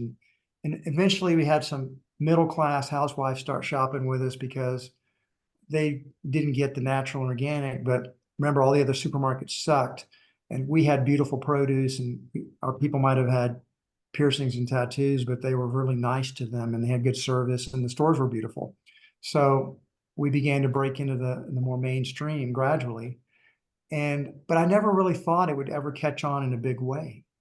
I just always kind of thought people weren't going to do this. And it surprised me. I'll tell you a story that when Whole Foods went public back in 1992, we had 12 stores. And I was constantly asked while we were on the roadshow trying to talk to the investors, I was asked, how many stores do you think Whole Foods could eventually have? And I thought, you know what? I think someday we could have up to 100 stores. And I think that would pretty well saturate the United States. Well, there's 540 stores today or 550 stores today. So, and their stores are far bigger, doing far more volume. And I just completely underestimated the potential of the market. And we helped grow that market, but then it got so much bigger than Whole Foods, right? Trader Joe's was growing right along with us. And so organic then went over in Walmart. You know who the largest distributor or seller of organic foods in America is? Walmart. I heard that. It blew me away. And Costco's second. And then I think Whole Foods is third, but Kroger might be third. It's hard to say. Doesn't matter. Well, imitation is the highest form of flattery, right? Part of our mission was to help these foods spread, and we helped. That fulfilled our mission. But what would have been more profitable if we'd had less competition. So it was good for the society and perhaps less good for Whole Foods. Yeah.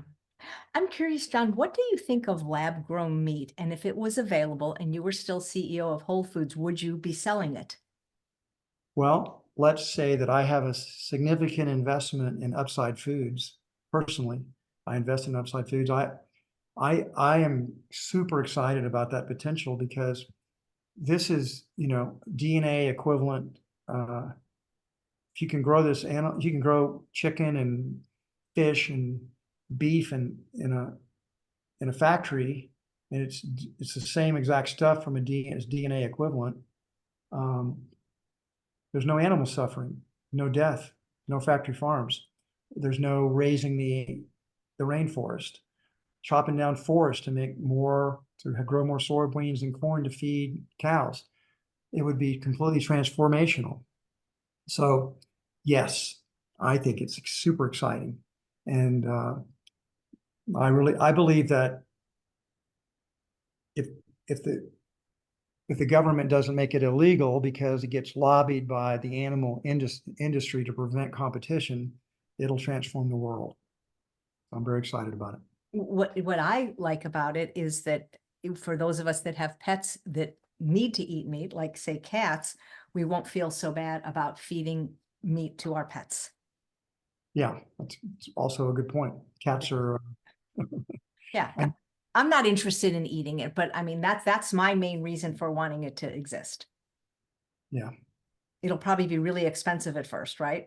Of course, it'll be expensive at first, but what happened over time is as you get economies of scale, you get an experience curve in your manufacturing processes, and prices will just continually go down. It'll start out in high-end restaurants and work its way until it's something supermarkets are selling, and then probably in the long run, it will be a lot less expensive than it's expensive to grow animals, and eventually this will be less expensive and it'll outcompete it. That's what I hope happens. It would be so great. World might be very different 50 years from now, in just that way alone. I hope it happens in our lifetime for Hey, sure. let me ask you this question. Would you eat that kind of meat? Well, no, not because I have anything against it ethically. John, I became vegan at 17. I didn't even like meat. So I don't want to eat, I don't even want to eat like fake meat, like beyond, I have no interest in it. Right. It just doesn't, it never tasted good to me. So no, but I think it'd be wonderful it existed for the people that like that taste and want that. I understand. Yeah, I would love to see it. I would love to see that happen. So when and why did you become interested in breath work, the Course in Miracles? Well, I start the book out. I mean, the psychedelic theme goes through the book, really, as my whole spiritual growth goes through the book. It starts out with this massive LSD trip when I was 22. I mentioned that already talking in the podcast. Then psychedelics disappear until 1984, when I'm invited over to do MDMA back in 1984, which was back then known as Atom, and later become known as ecstasy, and then Molly, I think, is a more current name for it. This was legal back in 1984, and first time I did that was in a group setting. I knew about half the people, didn't know the other half, but I fell in love with everyone on that journey, and my heart opened up very, very widely. And I got a message from deep within my soul in that experience that I never forgot, which is there's nothing more important in life than love. Love is the most important thing. Love is the purpose of life. Love is the meaning of life. Love is why we are here. And that's what we're here to do, is to learn to love better and more completely. And eventually the planet will be transformed through love, in my opinion. But it starts with transforming ourselves first. And so that led me to doing breath work. After that, I started doing holotropic breath work. I always tell people that are scared of psychedelics, but are interested in having a transcendent experience, start with breath work then. No psychedelics, no drugs, and very safe. And yet you can have an amazing experience in breath work. And so, and I still do breath work. And I don't do the holotropic breath work methodology anyway. It's more of a gentler circular breath that is continuous. And it's a really good way to quiet your mind and get your soul and speak to your soul. So, and then I got into the Course in Miracles because the same people that I journeyed with, one guy was studying the Course in Miracles. He said, I think you're going to find this book very interesting. And I had, about age 18, I became a born again Christian, and I was that way for about 2 years before the problem of evil turned me into an atheist. And the problem of evil is, if God is all knowing, all powerful, all loving, how can evil possibly exist? And I just didn't find any answers in traditional religion, so I drifted away from it. And what happened when I studied the Course in Miracles is that I had an answer to that question, to the problem of evil. And that answer the Course teaches is this: it's like when you're dreaming, do sometimes evil things happen in the dream? Oh, yeah. Scary sometimes. But when you wake up, you realize, oh, that wasn't real. Thank God, right? It didn't really happen, right? Also, isn't it an odd thing when you're dreaming, you're always the character in the dream, right? Always. You're the dreamer, but you're a character in the dream. Who are all those other people that are in the dream? Where do they come from? They seem to be acting independently, and yet it's your dream. It's weird, right? So the Course teaches, and so I remember when I first read this, and the Course teaches, it was said, my son, lifetime after lifetime after lifetime, you have cursed God. You have blamed God for all the evil that you see in the world, all the problems that you see, everything that you think is wrong, you blame on God. My son, you are asleep in a dream. It's not real. It doesn't exist. We're here to help you wake up. And the Course is a path to awaken to the only thing that's real, which is love. And the only reason we don't know it is because we're in this dream, and we're creating this dream with a lot of fear in it, a lot of judgment, a lot of anger, a lot of hatred, a lot of guilt, a lot of selfishness, a lot of greed, a lot of uncaring exploitation, a lot of lack of consciousness. And so the Course is a path to remove the blocks to love's presence. And their main strategy is to practice forgiveness. Stop judging and practice forgiveness again and again and again and again. And as you do that, you become more and more conscious. You begin to let go of your fears. You let go of your guilt. You let go of your judgments. And as you do that, love becomes brighter in your light, in your life. You become more of a light. And so the Course says eventually you'll remove all the blocks to love's presence, and you will be awake, and the dream will be over for you. Nice. Well, why is love? That's the path I've been on now for about 40 years. That's wonderful. I don't claim to be, that I never do things that I regret. I still do, but I get over them quicker, and I catch them faster. Nice. Why is love good business? Love is good for business because, what are the two things that people ask me all the time? What's the secret to building a great company, one that will last, one that will people will want to work for? And I say, just I'll simplify it for you. It's two words: purpose, love. Everybody wants purpose. Everybody wants to feel like their work is contributing to helping other people in some form or fashion. And if you give people purpose, they will like and enjoy that work. And then everybody also wants to feel like somebody cares about them. So if you create a workplace where people are cared about and cared for, then you're giving, and you combine that with purpose, you're giving people what their soul most craves, which is meaning, purpose, and love. And it's good business. If you treat people kindly, they're going to want to continue to do business with you.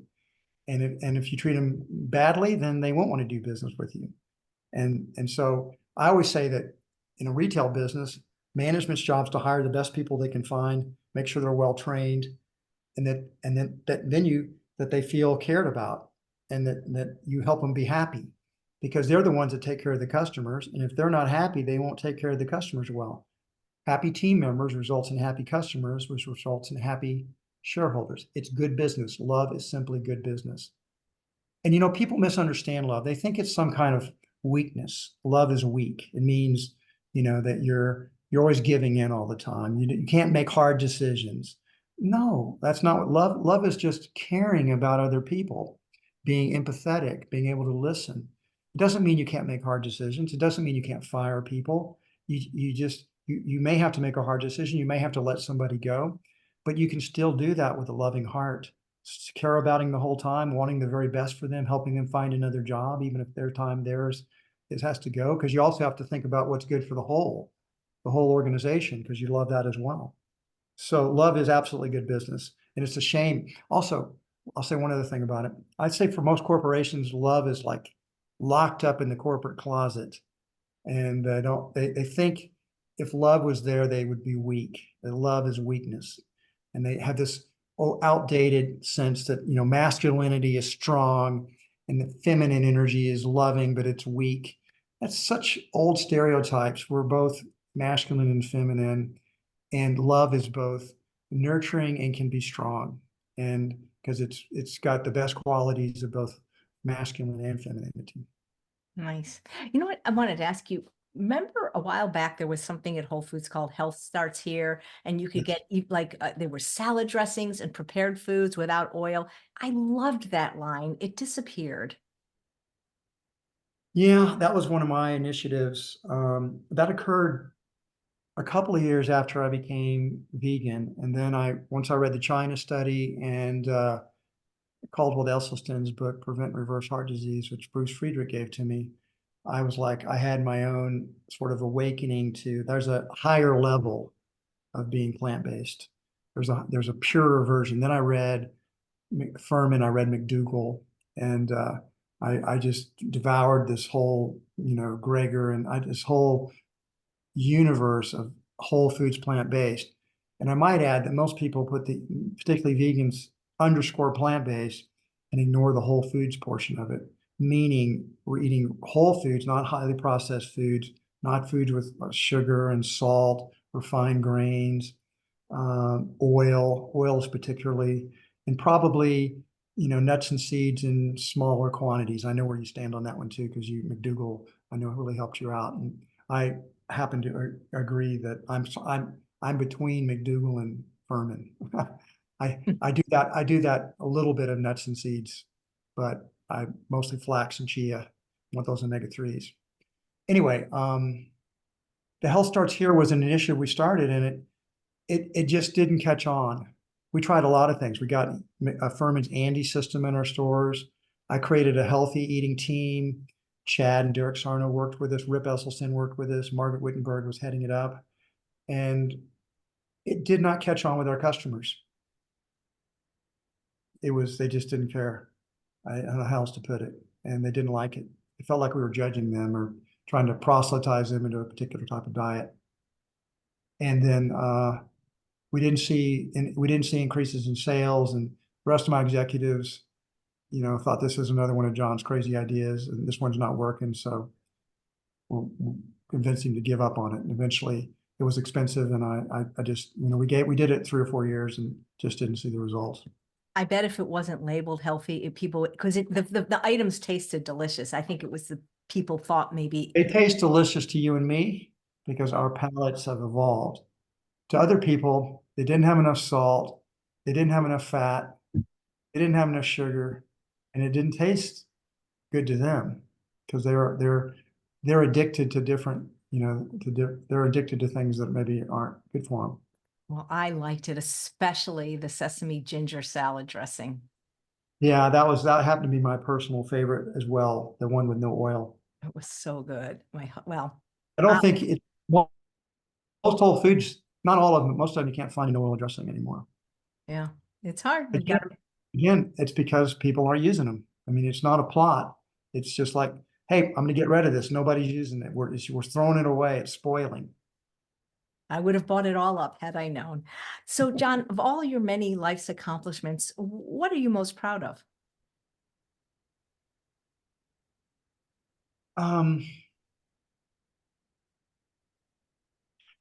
don't know if there's one thing. I mean, I'm proud of Whole Foods as a collectivity, as a life's work, so to speak. I'm proud of how it grew up. It's my child, and I nurtured it, and I co-founded, I co-created it, I nurtured it, and long after all the other co-founders were gone, I was still there helping it, walk and learn to read and become the successful company that it is today, and even selling it into Amazon. I make the joke that I gave away my bride to the richest man in the world. Not my bride, my daughter to the richest man in the world. And she has to be raised Catholic because you did sign a piece of paper. So I'm proud of that. I'm proud of Whole Foods. I'm proud of conscious capitalism. I'm proud of the Whole Planet Foundation, which my book talks about quite a bit. It's made a huge difference. We've helped millions of people escape from poverty around the world. I'm really proud of that. I'm proud of the efforts I've made on animal welfare. I do think Whole Foods has helped literally billions of animals have better lives since we started the Global Animal Partnership. We've been attacked by a lot of animal organizations who are abolitionists. I get the urge for abolitionism. I also see that's not going to happen no matter how much you rant and rave anytime soon. Meanwhile, billions of animals are suffering much higher degrees than the need to be the case. So I'm proud of that, what we did, the work we did there. I'm proud of what I'm doing now with Love Life. We haven't talked about that. Do you want to talk about that before? Yeah, absolutely. That's actually what's going to be my last question. We're this close. I just 2 more questions and then we're going to get to Love Life, if that's okay. Sure. Which is, what brings you joy, the most joy? The most joy. I mean, there are certain activities that bring me joy.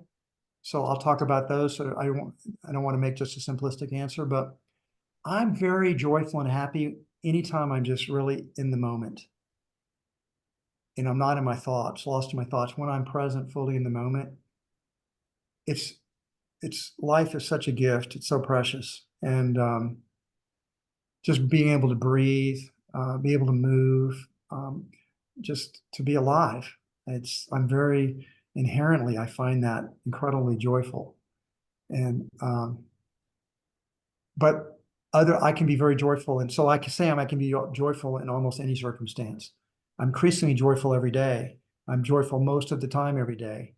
I'm joyful if I can just be with this person and I can just settle into the moment and relax with them. And I see what a beautiful being they are, and they are shining forth. That brings me joy. I'm joyful when I'm with my wife because she's such an amazing, enlightened being, and brings me joy just looking at her, being close to her, holding hands with her. I'm joyful when I go hiking. I'm joyful when I play pickleball. I'm joyful when I'm reading. I'm joyful when I'm working. I'm afraid there's so many things that bring me joy. It's hard to bring it down to 1 or 2 things. What do you do for fun?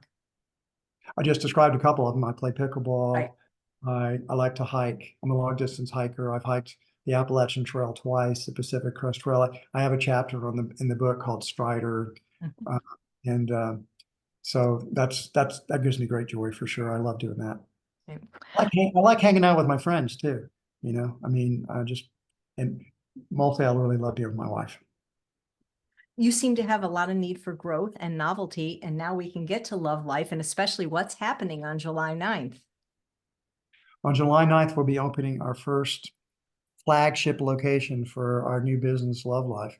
So this is a business that I co-founded with some of my longtime executives at Whole Foods, like Walter Robb, who was co-CEO and longtime president of Whole Foods. He's one of the co-founders, along with Betsy Foster, who worked for Whole Foods for 26 years in a variety of executive roles. But I also brought Glenda Flanagan back as my chief financial officer, Jim Sudd, heading up real estate. They did these things for Whole Foods for a long time. They just work part-time at this point. AC Gallo, who was the Prince of Perishables. He's made Whole Foods perishables so great. He's with us as well. Michael Bashaw, who ran our Midwest region as president for a number of years, is heading up store development. And so I got a lot of my team back together with me that had retired, and they're back working with me on this dream. And then of course we got lots of young people as well. But we've got there's a strong plant-based ethos in the company. We acquired plant-based telehealth and rebranded it to Love Life Telehealth. Anthony Amasiello is doing that. He's president of that. So we're licensed in all 50 states. So Love Life's doing business in healthcare. We have about 10 plant-based doctors that are on that team that are helping people around the country and some places around the world. We acquired Mastering Diabetes, a couple of longtime vegan friends, Robbie and Cyrus, that wrote the book Mastering Diabetes, which is a fantastic book. They're doing online coaching for people with diabetes or weight loss. We have a weight loss program now as well. But the real big dream is to open a chain of holistic health membership clubs. And to understand it, I'll divide it into 5 parts. So the first part is a healthy restaurant. Now, we opened up a restaurant in LA already that failed, called Love Life. It lasted only 4 months. It also, half the menu was a Whole Foods plant-based diet, meaning super healthy, no salt, no oil, Whole Foods only. And the market did not accept it. It just crashed and burned. We never really got escape velocity or close to it. And so the restaurant we're going to open up in El Segundo, where our location is going to be what we call a plant-forward restaurant. So we're sort of inspired a little bit by Sweet Greens. We're going to try to minimize our labor. And so you'll be ordering via the app or via kiosk. Could go to the counter, but we're going to encourage people to try to just order via the kiosk or via the app. And so we'll have bowls. So I'm going into detail on this because you are, Chef AJ. We want to know. We'll have bowls, we'll have salads, we'll have handhelds, and then we'll have mains, entree type stuff, and we'll have beverages. And everything we'll start out with is going to be plant-based. So it all starts out 100% plant-based, 100% whole foods. And then the customer has to decide what they want to do next. What do they want? They can add an animal protein to it if they wish. They could top off their salad or their bowl or their handheld or whatever, or they could have a plate of it if they wished. So we are trying to acquire the, welfare, higher degrees of welfare there. And when we can, I want to do the Upside Foods is starting with chicken, but they're still not licensed to be able to sell it yet. But I hope to be able to sell that in our restaurant, their Love Life restaurant. So, and then you can add salad dressings that have oil or not have oil. You can add you can have no salt or you can add salt. So we're going to give people all these different options. And but in the ideal sense, I'll be able to go there and get 100% whole foods, plant-based foods with no oil, no sugar, no salt, no refined grains, no artificial ingredients, flavorings, colorings, or preservatives. That's the restaurant. So then we'll move on. We'll have a state-of-the-art fitness center. So it'll be a gym like you might find at the Equinox. We'll also have a yoga studio. We'll do Pilates there. We'll also have a spa, a really nice spa, and we'll have the usual things you get in a spa, from massage to facials to wraps to exfoliants, all the different kind of skincare that you can do. We'll have all these recovery modalities that the spa and the fitness center will share, from um, uh, cold plunges, infrared saunas, cryotherapy, regular saunas, hyperbaric oxygen chambers. We'll be doing acupuncture, Ayurvedic medicine. We'll have physical therapists, chiropractic there. We will also have a medical center. The medical center will be doctors that are functional doctors, integrative doctors, and lifestyle doctors. They may not all be vegan, but they will have a plant-forward bias to their medical care. And but our vision on that is, for our members, it's like, when do people mostly go see a doctor? When they're sick. Exactly. Well, our vision is to start people at whatever age, and then put them through a battery of tests and assessments to get an accurate reading about where they are on their own health journey. And then once we have a baseline established, we want them to work with our team, which will be primarily, they'll have a primary physician and they'll have a wellness coach.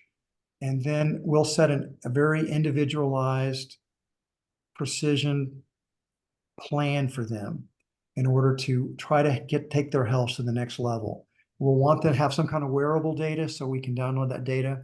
We have a very sophisticated technology that we'll have there, a platform where all their tests will be located, all of their, they'll be able to access it via the web or via their own app. They can, all the tests, all the doctor reports, everything will be there for them to see. And also the progress they make with the wearable data that they're getting. And so we'll monitor that. And then, but it's not just the physical health. We're also going to be doing yoga there. We'll do meditation classes. We're going to have breath work there. When psychedelic therapy becomes legal in California, we will be doing that as well. We really want to help people to become the highest and best version of themselves, healthiest as they can physically, the healthiest they can do mentally and emotionally, and the healthiest they can be spiritually. We want it to be a healthy growth wellness community. And that's the big vision. And then I envision having this chain all around the country and maybe eventually around the world. And of course, we'll have people copy us if we're successful. So I think the world might be very different 20 and 25 years from now. Technology is advancing rapidly. Our ability to measure things is going way up. And as people, I'll just tell a story. I stopped drinking alcohol now 2.5 years ago, and it was due to my Apple Watch. Not that I never drank very much. I was a moderate drinker at best. But what I started to notice, because I have an app on my watch and my phone called Auto Sleep, and it measures more than Apple Health does. It measures my sleep. And I noticed that anytime I had any alcohol at all, my deep sleep would drop to 0. And my total sleep would also drop about an hour. I'd get 1 hour less of sleep, and my deep sleep would basically go to 0. I tested this for well over a year. Lots of different experiments. If I had 1 drink, 2 drinks, 3 drinks, 0 drinks. And what I discovered was that I felt a lot better when I didn't drink any alcohol. I stopped having what I call throwaway days. A throwaway day is when I would drink, and the next day I'd be tired. I could get through the day. I could do what I would, I could meet my appointments. I just didn't feel my best. When I didn't drink, I felt better the whole day. And then, so I just gave it up. So I'm gonna stop drinking, see how I feel. I started feeling fantastic pretty much every day. And it's like, will I ever drink alcohol again? I don't know, maybe. There might become a time when I decide I will give up a good night's sleep. I'll give up feeling good.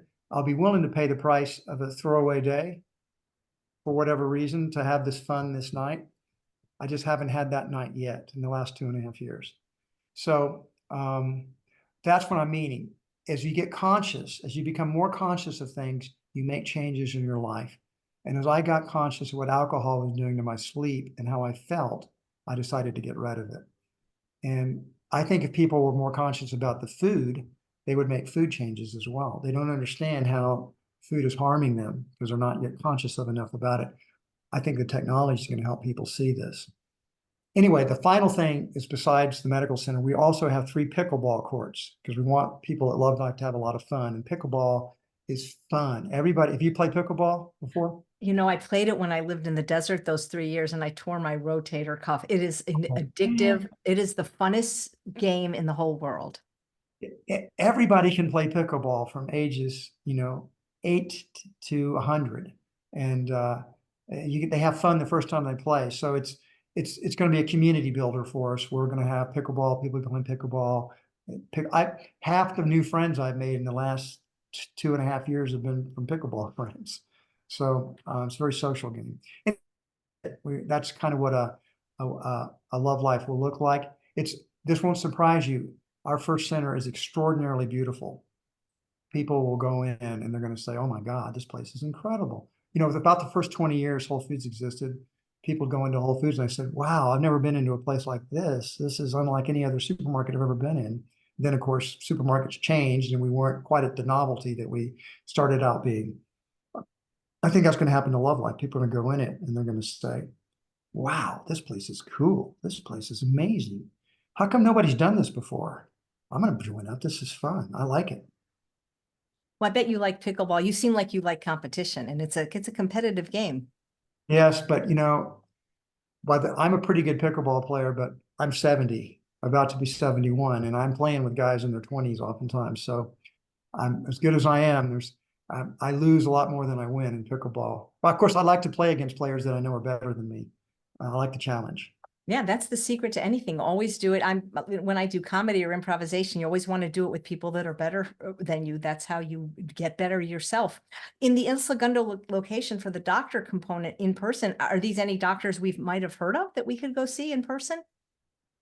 I don't know. I don't think you've heard of them, but they're both young. Jacqueline worked for Parsley Health for a while, and Anna's actually kind of new to the United States. She was in Canada for a while. Her family immigrated from Poland, and she's a young doctor. But I mean, they're both very, very, very intelligent, very dedicated, very energetic. I think they're going to be doing. I think it'll be a wonderful job.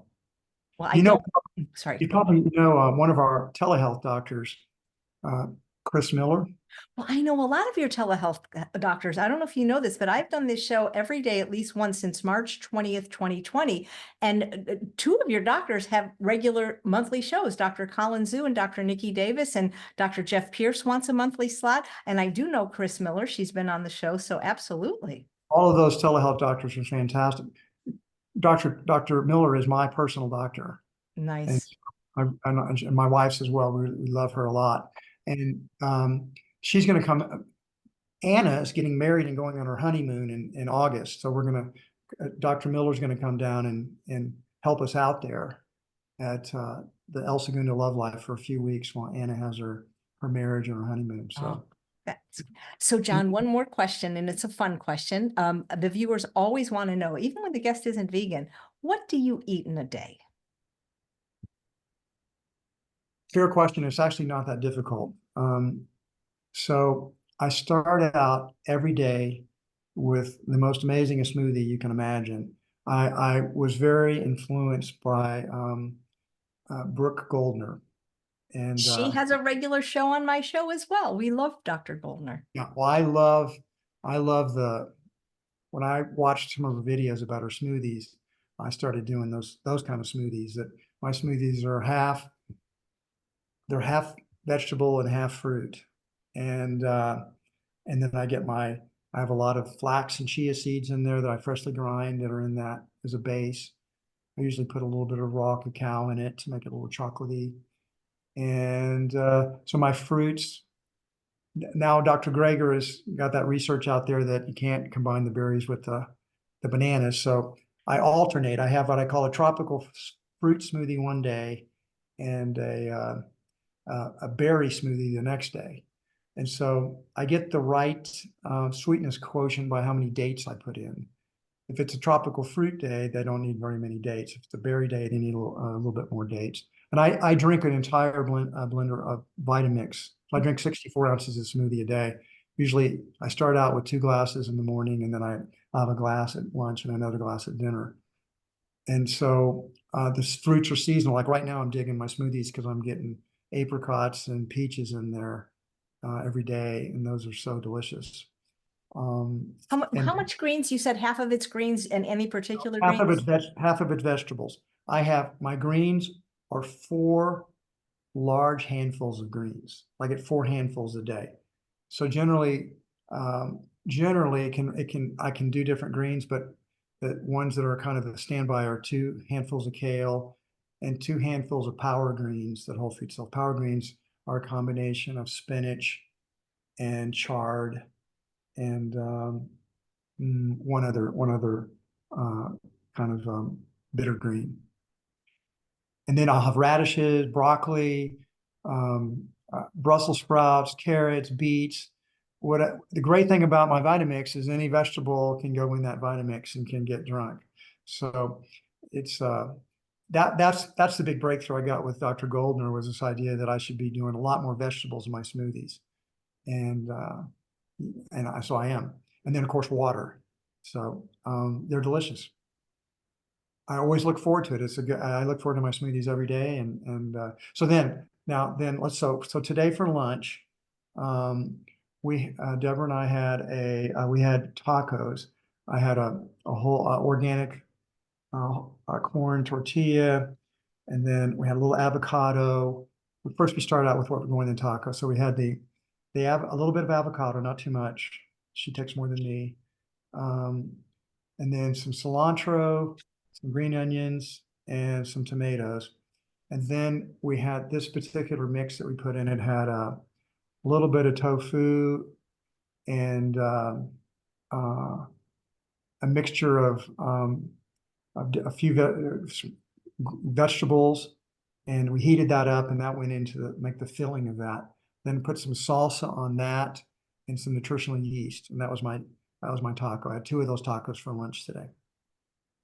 And dinner tonight, I'm going over to a friend's house, and then we're going to have a tempeh, vegetable stir fry, and quinoa. And I'll have a glass of smoothie. I had a glass of smoothie for lunch too. So that's, we vary our meals a great deal, but they're always going to be whole foods. The great thing is none of that food, by the way, today, except for the salsa, had any salt in it, no oil. It's truly whole foods, plant-based diet. That's the diet that I flourish on. Well, John, thank you so much for being vegan, for caring about the animals, for all you have done to make Whole Foods, meaning Whole Foods, not just the store, available and accessible all these years. Any final thoughts?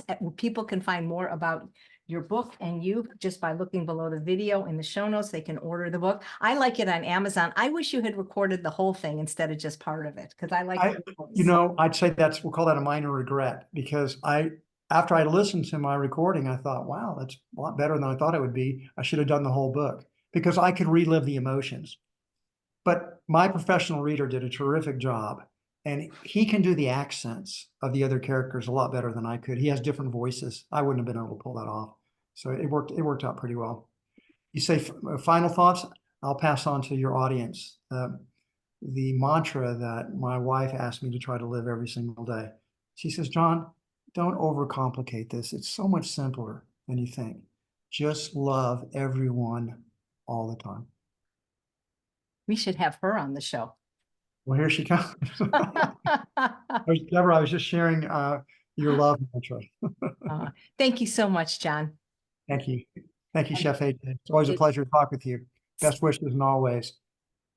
Thank you. And thanks all of you for watching another episode of Chef AJ Live. Please come back tomorrow at 9 a.m. Pacific for Ditch the Diet with dietitian Deepa. Take care, everyone.